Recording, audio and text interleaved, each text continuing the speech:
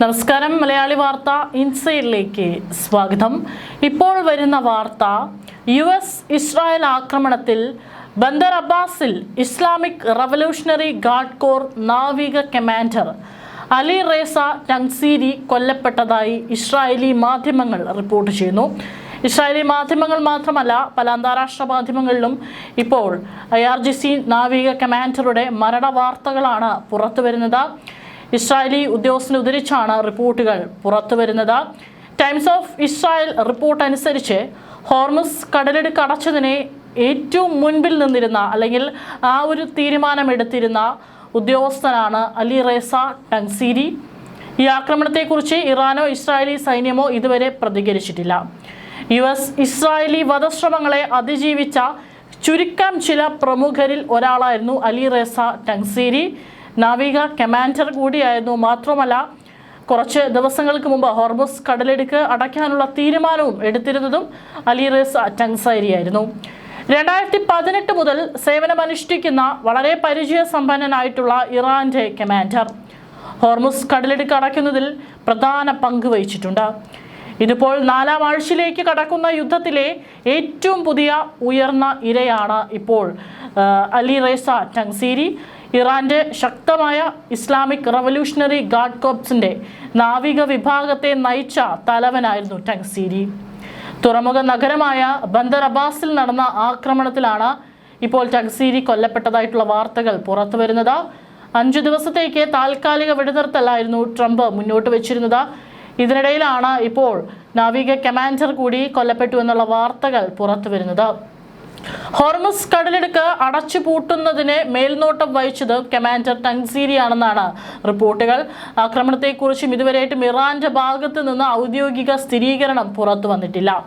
സ്ഥിരീകരിച്ചു കഴിഞ്ഞാൽ 4ാം ആഴ്ചയിലേക്ക് കടന്നിരിക്കുന്ന യുദ്ധത്തിലെ ഇറാന് സംഭവിച്ചിട്ടുള്ള ഏറ്റവും വലിയ നാശനഷ്ടമായിരിക്കും ഇപ്പോൾ ടങ്സീരിയുടെ മരണവും.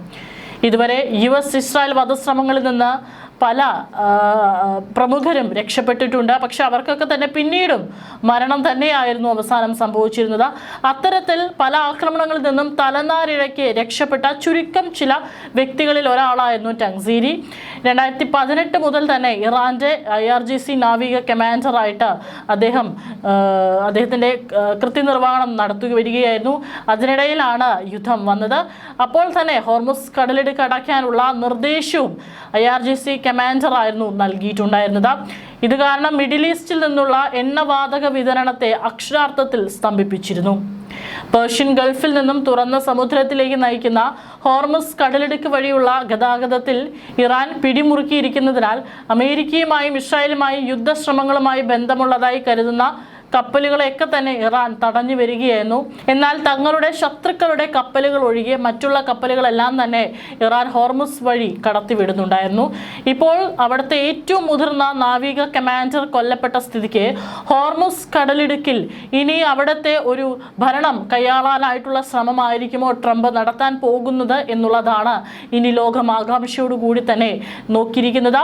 സമാധാന കാലത്ത് വ്യാപാരം ചെയ്യപ്പെടുന്ന എണ്ണയുടെയും പ്രകൃതിവാതകത്തിൻ്റെയും 20% തന്ത്രപ്രധാനമായ ജലപാതയിലൂടെയായിരുന്നു കൊണ്ടുപോയിരുന്നത്. ഇപ്പോൾ കൊലപാതകം സ്ഥിരീകരിച്ചാൽ ഇറാന്റെ സൈനിക നേതൃത്വത്തിന്, പ്രത്യേകിച്ച് തന്ത്രപരമായി നിർണായകമായ പേർഷ്യൻ ഗൾഫിലെ നാവിക പ്രവർത്തനങ്ങൾക്ക് കനത്ത പ്രഹരമാണ് ഇപ്പോൾ സംഭവിച്ചിരിക്കുന്നത്. ഇനി ഹോർമുസ് കടലിടുക്കിലെ സൈനിക നീക്കങ്ങൾ എത്തരത്തിലായിരിക്കും എന്നുള്ള ഒരു ചോദ്യം കൂടി ഉയരുന്നുണ്ട്. ഇപ്പോൾ ഹോർമുസ് കടലിടുക്ക് അടച്ചിട്ടതുപോലെയുള്ള വലിയ നീക്കങ്ങളിൽ നിന്ന് ഇറാൻ പിന്മാറുമോ എന്നുള്ളതാണ് ഇനി അറിയാനുള്ളത്. തെക്കൻ ഇറാനിലെ ബുഷേഹർ പ്രവിശ്യയിൽ ജനിച്ച അലി റേസ ടങ്സീരി ഇറാൻ ഇറാഖ് യുദ്ധത്തിലും 1980കളിൽ ഇറാനുമായുള്ള അമേരിക്കയുടെ ആദ്യ സംഘർഷമായ ടാങ്കർ യുദ്ധങ്ങളിലും സേവനമനുഷ്ഠിച്ചതിന് ശേഷം IRGC നാവികസേനയിൽ വളരെ ഉയർന്ന പദവിയിലേക്ക് വന്നിട്ടുള്ള സൈനികനാണ്. ബന്ദർ അബ്ബാസിലെ IRGC നാവികസേനയുടെ 1ാം നാവിക ജില്ലയുടെ കമാൻഡറായ ടങ്സീരി 2010 മുതൽ 2018 വരെ ഡെപ്യൂട്ടി കമാൻഡറായി സേവനമനുഷ്ഠിച്ചിരുന്നു. തുടർന്നാണ് സേനയുടെ മേധാവിയായി ചുമതലയേറ്റത്. ഫെബ്രുവരി 28-ന് യുദ്ധം ആരംഭിച്ചതിന് ശേഷം US-ഉം ഇസ്രായേലും ഇറാനിൽ ഏകോപിത സൈനിക ആക്രമണം നടത്തിയതിനു ശേഷം കൊല്ലപ്പെട്ട മുതിർന്ന ഇറാനിയൻ ഉദ്യോഗസ്ഥരുടെ പട്ടികയിൽ ടങ്സീരിയുടെ മരണവും കൂടി ഉൾപ്പെടുന്നു. ഇറാനിലെ മുതിർന്ന സുപ്രീം നേതാവും മറ്റ് നിരവധി ഉന്നത വ്യക്തികളും റവല്യൂഷണറി ഗാർഡ്സ് കമാൻഡർമാരും ഇസ്രായേൽ ആക്രമണങ്ങളിൽ ഇതിനകം തന്നെ കൊല്ലപ്പെട്ടിട്ടുണ്ട്. എന്നാൽ ഫെബ്രുവരി 28-ന് ആരംഭിച്ച യുദ്ധത്തിൽ തന്ത്രം മെനയാനും പ്രവർത്തിക്കാനുമുള്ള കഴിവ് ഭരണ സംവിധാനം നിലനിർത്തിയിട്ടുണ്ട്. ആദ്യത്തേതും ഏറ്റവും പരിണത ഫലവുമായ നഷ്ടങ്ങളിൽ ഇറാന്റെ പരമോന്നത നേതാവ് അയത്തുള്ള അലി ഖമേനിയുടെ പേര് തന്നെയാണ് ഉൾപ്പെടുന്നത്. പിന്നീട് ഇസ്ലാമിക് റിപ്പബ്ലിക്കിന്റെ രാഷ്ട്രീയ സൈനിക മേധാവികളുടെ ഒരു മുഴുവൻ വിഭാഗത്തിന്റെ മരണങ്ങൾ ഓരോന്നായി ഇറാനിൽ റിപ്പോർട്ട് ചെയ്യപ്പെടുകയായിരുന്നു. മാർച്ച് 17-ന് ടെഹ്റാന്റെ പ്രാന്തപ്രദേശത്ത് നടന്ന ഇസ്രായേൽ ആക്രമണത്തിലായിരുന്നു മുതിർന്ന രാഷ്ട്രീയക്കാരനും ഇറാന്റെ സുരക്ഷാ മേധാവിയുമായ അലി ലാരിജാനി കൊല്ലപ്പെട്ടത്. ബോംബാക്രമണത്തിൽ അദ്ദേഹത്തിന്റെ കുടുംബാംഗങ്ങളും കൊല്ലപ്പെട്ടതായിട്ട് റിപ്പോർട്ടുകളുണ്ട്. ദിവസങ്ങൾക്ക് ശേഷമാണ് റവല്യൂഷണറി ഗാർഡ്സിന്റെ വക്താവ് അലി മുഹമ്മദ് നൈനി ഇസ്രായേൽ സംയുക്ത ആക്രമണത്തിൽ കൊല്ലപ്പെട്ടു എന്നുള്ള വാർത്തകൾ പുറത്തു വന്നത്. ഇപ്പോൾ ഇത് ഏറ്റവും ഒടുവിലായിട്ട് അലി റസ ടങ്സീരിയുടെ മരണം കൂടി റിപ്പോർട്ട് ചെയ്യപ്പെടുന്നു. യുദ്ധകാല സമ്മർദ്ദങ്ങൾക്കിടയിലും ഇറാൻ പൂർണ്ണ മിസൈൽ ഉൽപാദന ശേഷി നിലനിർത്തിയെന്നും ദേശീയ ടെലിവിഷനുകളിൽ പ്രത്യക്ഷപ്പെട്ട മണിക്കൂറുകൾക്ക് ശേഷമാണ് അദ്ദേഹത്തിന്റെ മരണം റിപ്പോർട്ട് ചെയ്തത്. ഏതായാലും ഓരോരോ തലവന്മാരെയും വകവരുത്തിക്കൊണ്ടിരിക്കുകയാണ് ഇസ്രായേൽ അമേരിക്കൻ സഖ്യം ഇപ്പോൾ നടത്തിക്കൊണ്ടിരിക്കുന്നത്.